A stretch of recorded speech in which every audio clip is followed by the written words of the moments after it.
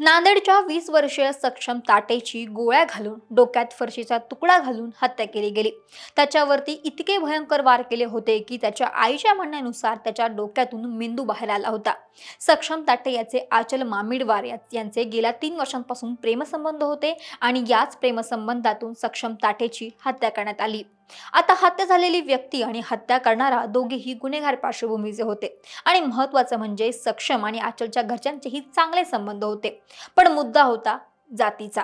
मामिडवार हे पद्मशाली समाजाचे होते तर सक्षम ताटे हा बौद्ध समाजाचा होता आणि जातीच्या याच मुद्द्यामुळे मामिडवार यांना आचलचे संबंध काही पटत नव्हते। तसं पाहिलं तर आचलच्या म्हणण्यानुसार तिचे दोन्ही भाऊ साहिल मामिडवार आणि हिमेश मामिडवार हे सक्षम ताट्याचे चांगले मित्र होते। सक्षम नेहमी घरी यायचा आचलच्या आणि सक्षम आणि आचलचे वडील म्हणजे गजानन मामिडवार या दोघांचेही चांगले संबंध होते।